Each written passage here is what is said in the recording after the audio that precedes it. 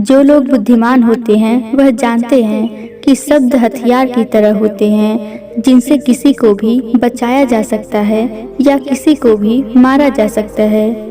अब आप सोच रहे होंगे कि शब्दों से किसी को मारा कैसे जा सकता है, तो जरा सोचिए, ज्यादातर आत्महत्याओं के पीछे किसका कारण होता है? किसी के पति ने कुछ कहा या किसी के पिता ने कुछ कहा और उन लोगों ने आत्महत्या कर ली। यह आत्महत्या किसके कारण हुई? वह पीड़ित व्यक्ति के मन को इतना दुखी कर गए, उसके मन से वह दुख सहना और ज्यादा बर्दाश्त करना नामुमकिन हो गया और इसी वजह से उन्होंने आत्महत्या कर ली। ऐसे ही आपके शब्द किसी को नया जीवन प्रदान कर सकते हैं।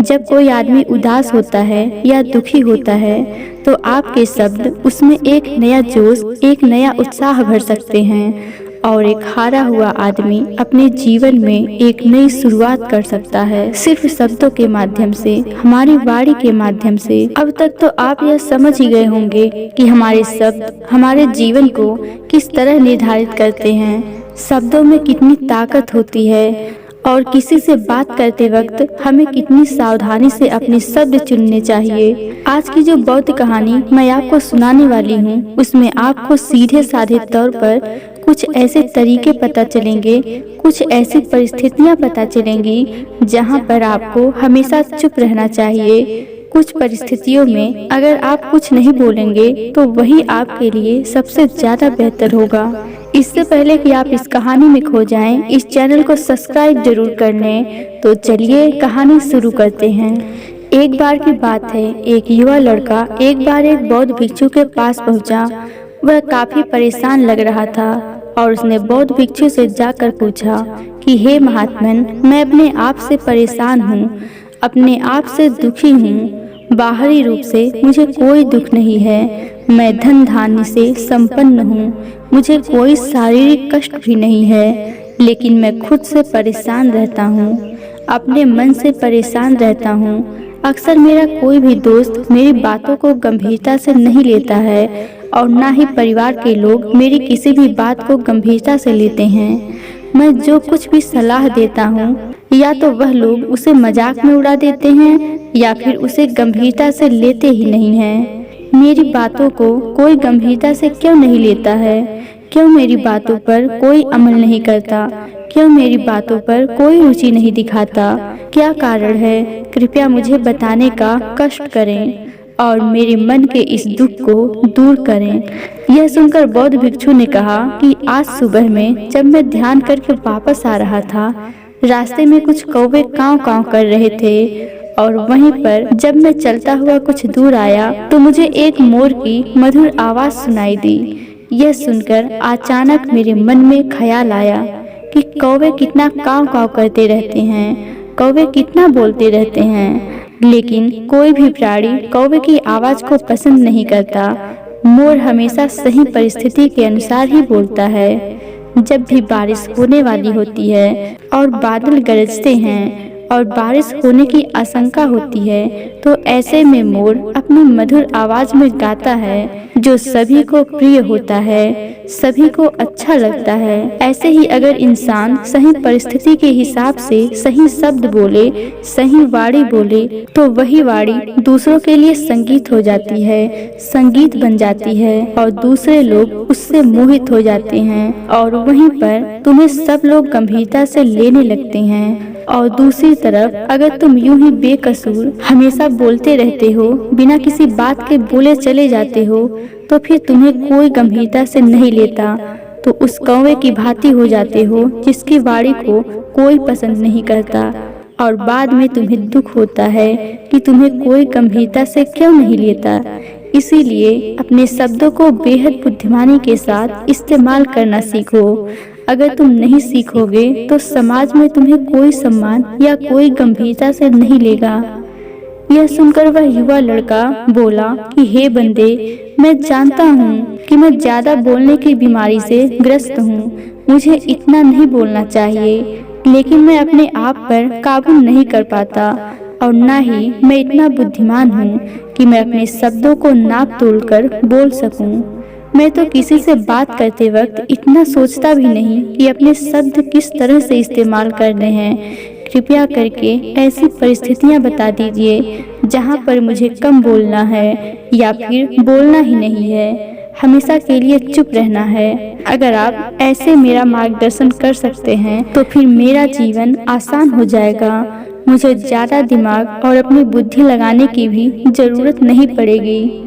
यह सुनकर बौद्ध भिक्षु ने मुस्कुराते हुए कहा कि हे बंदे, वैसे तो इंसान को हर परिस्थिति में सोच समझ कर ही बोलना चाहिए, लेकिन अगर वह हमेशा होश में नहीं रह पाता है, तो ध्यान में नहीं रह पाता है, तो मैं तुम्हें तुम्हारे दैनिक जीवन की कुछ ऐसी परिस्थितियां बता रहा हूँ जहाँ पर तुम्हें हमेशा चुप रहना है। अगर तुम ऐसी जगहों पर कुछ बोलोगे तो तुम्हारा अपमान ही होगा या फिर तुम्हें कोई गंभीरता से नहीं लेगा। सबसे पहली जगह या कहें परिस्थिति जहाँ पर इंसान को हमेशा चुप रहना चाहिए, वह है जब किसी ऐसे विषय के बारे में बातचीत हो रही हो जिसके बारे में आपको कोई जानकारी ही नहीं है। तो ऐसी परिस्थिति में व्यर्थ में बीच में टांग अड़ाना, अपना ज्ञान देना, व्यर्थ का ज्ञान आपको कुछ पता नहीं है लेकिन फिर भी आप अपना ज्ञान देने के लिए उत्सुक हैं, तो ऐसी जगह पर आपका अपमान ही होगा।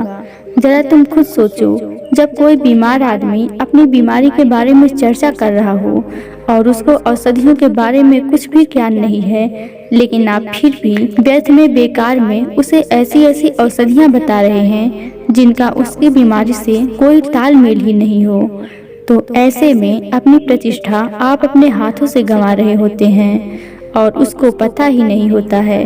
ऐसी परिस्थिति में आदमी को हमेशा सुनना चाहिए। ध्यान से सुनना भी एक कला होती है। अगर आप सुनने का दिखावा करेंगे तो कहीं ना कहीं सामने वाले आदमी को यह एहसास हो जाता है कि यह मेरी बात को पूरे ध्यान से नहीं सुन रहा है। इसलिए जब आपको किसी विषय के बारे में पूरी तरह से जानकारी ना हो तो वहाँ पर केवल अपने कान लगाना ही ज़्यादा महत्वपूर्ण होता है, ज़्यादा जरूरी होता है।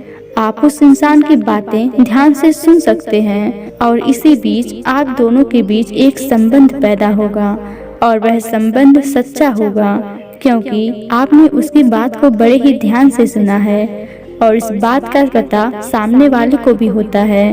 तो हम बिना कुछ बोले सिर्फ सुनने मात्र से किसी व्यक्ति को अपना दोस्त, अपना मित्र बना सकते हैं। इस बात को हमेशा ध्यान में रखना।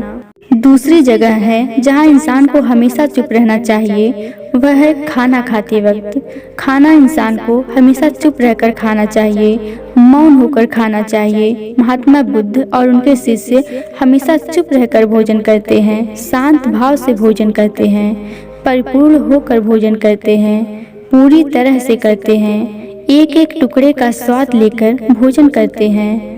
और ऐसा भोजन जब आपके शरीर में पहुंचता है तो वह आपके अंग अंग तक ऊर्जा पहुंचाता है। अक्सर हम भोजन करते वक्त कुछ ना कुछ बोलते रहते हैं, कुछ ना कुछ सुनते रहते हैं, लेकिन मौन रहकर पूरा स्वाद लेकर उस भोजन को कभी नहीं करते हैं। हम उस भोजन को करते वक्त आधे अधूरे ही रहते हैं और इसीलिए हमारा शरीर रोगों से ग्रस्त हो जाता है। जरा तुम खुद सोचो, बौद्ध भिक्षु हमेशा भिक्षा लेकर भोजन करता है और भिक्षा भी कितनी बिल्कुल मामूली सी, वो भी एक वक्त। तो एक वक्त भोजन करने के बाद भी वह इतने स्वस्थ रहते थे, इतने उत्साह, जोश और आनंद से भरे होते थे। और हम तो इतना खाना खाते हैं, इतने सारे भोजन की सामग्रियां हमारे लिए उपलब्ध होती हैं, लेकिन हमारे शरीर में कोई ऊर्जा नहीं होती। इसका सबसे बड़ा कारण होता है कि हम अपना भोजन होश में नहीं करते, परिपूर्ण होकर नहीं करते हैं, मौन रहकर नहीं करते हैं। इसीलिए अपना भोजन हमेशा मौन रहकर ही करें। तीसरी जगह या कहें परिस्थिति जहाँ पर अगर आपने चुप रहना सीख लिया तो इसका मतलब यह है कि आपने अपने ऊपर विजय हासिल कर ली। जी हाँ, गुस्से में शांत रहना या चुप रहना इतना आसान नहीं होता है। अक्सर हम गुस्से से भरकर कुछ ऐसे शब्द या अपशब्द बोल जाते हैं जिसका पछतावा हमें हमेशा रहता है, लेकिन जुबान से निकला हुआ शब्द वापस नहीं हो सकता। उस शब्द को मिटाया भी नहीं जा सकता।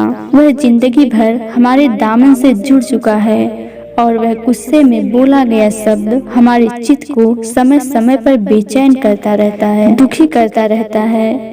लेकिन गुस्से के वक्त चुप रहना सीखना भी बहुत बड़ी कला होती है। गुस्से में आदमी का अपने ऊपर काबू कहाँ रहता है, अपनी इंद्रियों को वश में कहाँ रख पाता है। इसीलिए इस कला को आप तभी सीख सकते हैं जब आप गुस्सा भी होश में रहकर कर पाएं। जब भी आपको गुस्सा आए, आपके दिमाग में सिर्फ एक ही बात आए, मुझे चुप रहना है, मुझे किसी से कुछ गाली गलौज नहीं करना, किसी से कोई अपशब्द नहीं बोलना।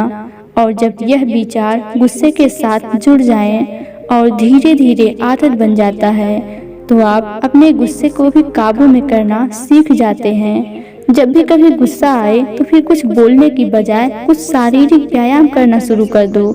उछलना, भागना, जाकर जिम करना, कुछ भी ऐसा व्यायाम कर सकते हो जिसमें आपकी शरीर थक जाए। आप पाएंगे जब आपका शरीर थक जाता है तो आपका मन भी शांत हो जाता है।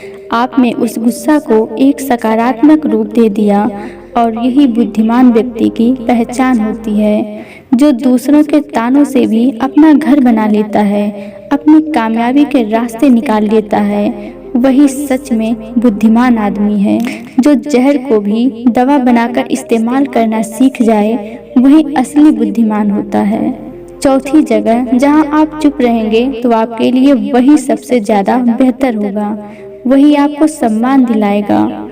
चौथी जगह है जब चार लोग आपस में बैठकर बातें कर रहे हो, कोई बैठक कर रहे हो, तो वहां पर जब चार लोग बात कर रहे होते हैं तो चारों लोग एक साथ तो बात कर नहीं सकते। एक बार में एक व्यक्ति बोलेगा और तीन सुनेंगे, तभी वह बैठक कामयाब हो पाएगी, तभी वह चर्चा सही रूप में आगे बढ़ पाएगी। लेकिन अगर कोई आदमी ऐसा बैठा हुआ है जो बीच में ही किसी की बात को काट कर अपनी बात को ऊपर रखना चाहता है, तो ऐसे में वह चर्चा या बैठक आपको कहीं नहीं पहुंचाएगी और चारों लोगों के बीच आप सबसे मूर्ख कहलाओगे। अगर आपको अपनी बात करनी है तो सामने वाले को अपनी बात पूरा कहने दो, उसके बाद अपने विचार रखो। यही एक भद्र पुरुष या कहें जेंटलमैन की पहचान होती है। और आखिरी जगह जहाँ पर हमारे माता पिता कुछ कह देते हैं, हमारे बड़े बुजुर्ग हमें किसी बात पर डांट देते हैं या हमें थप्पड़ भी मार देते हैं, तो ऐसे जगहों पर आपका चुप रहना ही उनके प्रति सम्मान दिखाएगा, उनके प्रति आदर का भाव व्यक्त होगा। अगर आप उनके सामने उनका विरोध कर देते हैं, उनका प्रतिरोध कर देते हैं, तो वह गुस्सा तो थोड़ी देर बाद शांत हो जाएगा, लेकिन वह कही गई बात, वह विरोध किया गया शब्द या कुछ भी उल्टा सीधा हमेशा आपके मन को सताएगा और आपके माता पिता को हमेशा यही लगेगा कि आज यह हमारी इज्जत नहीं करता, आज यह हमारी बात नहीं मानता, क्योंकि यह कमाने लग गया है, यह बड़ा आदमी बन गया है। ऐसी ऐसी बातें उठेंगी, ऐसे ऐसे तर्ज कसे जाएंगे। इसीलिए ऐसी जगह पर आप मौन रहिए, चुप रहिए, कुछ भी मत बोलिए। अपने गुस्से को अपने अंदर ही पी लीजिए, कुछ व्यायाम कर लीजिए, दौड़ लीजिए, आपका मन अपने आप शांत हो जाएगा। आखिर में बौद्ध भिक्षु ने अपनी बात को खत्म करते हुए कहा कि कम शब्दों में अपनी भावनाओं को उतारना सीखो। शब्द हथियार की तरह होते हैं, बोलो तो होश में बोलो, ध्यान में बोलो। जीवन शैली ऐसी बनाओ कि आप जब भी बोलो पूरे होश में रहकर बोलो, पूरे आनंद के साथ बोलो, पूरे प्रेम के साथ बोलो। ऐसी वाणी बोलो जो दूसरों के दिल को ठंडक पहुंचाती हो, दूसरों के मन को भी शांत कर देती हो।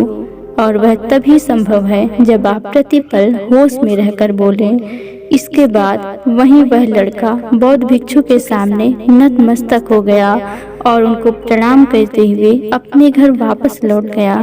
तो दोस्तों, कैसी लगी है कहानियाँ आप कमेंट सेक्शन में जरूर बताना, और अच्छी लगी हो तो इस चैनल को सब्सक्राइब जरूर कर लेना। तो मिलते हैं अगली कहानी में, तब तक के लिए अपना ख्याल रखें।